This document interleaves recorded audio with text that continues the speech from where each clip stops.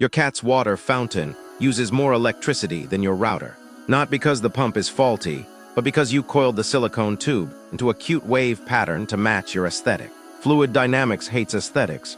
You have taken a perfectly straight vertical tube rising from a reservoir and contorted it into 2 full periods of a sine wave before it reaches the spout. The pump is rated for a specific head loss. How much extra electrical energy is being wasted annually just to overcome the geometric vanity of that wavy tube? Let's assume the original design called for a smooth vertical rise of exactly 30 centimeters. The internal diameter of the tube is 4 millimeters. The pump delivers a constant laminar flow of water at 20 degrees Celsius. You have introduced a sinusoidal offset with an amplitude of 3 centimeters and a wavelength of 10 centimeters along the vertical axis. Ignore gravity's variation along the wave, since the total vertical displacement remains constant.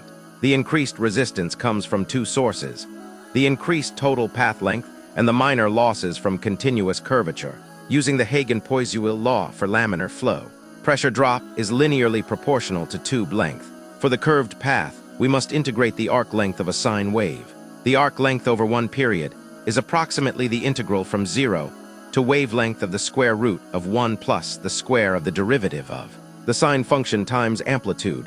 This yields an elliptic integral of the second kind. But for small amplitude to wavelength ratios, we can use a Taylor expansion.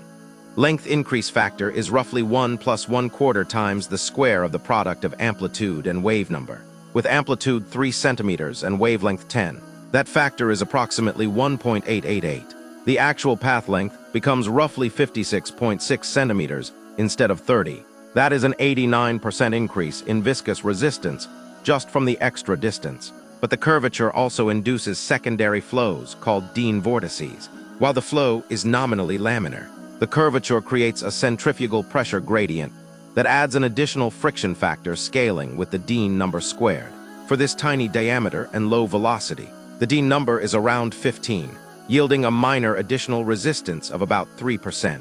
Combine the length penalty with the curvature penalty, and the pump motor must work approximately 92% harder over the same vertical lift. That translates to an extra 4.1 kilowatt-hours per year. In terms of carbon footprint, that is the equivalent of driving a sedan an extra 16 kilometers just because the tube looked prettier with ripples. The math proves that straight lines are not just boring, they are efficient. Next time you design a life support system for a small mammal, let the Hagen-Poiseuille equation guide your interior decorating choices. Consider the global population of aesthetic pet fountain owners. If just 100,000 people make this wavy tube choice, the collective unnecessary energy drain approaches 0.5 gigawatt-hour annually. That is enough to power a small town for a week, all because a straight tube looked too industrial.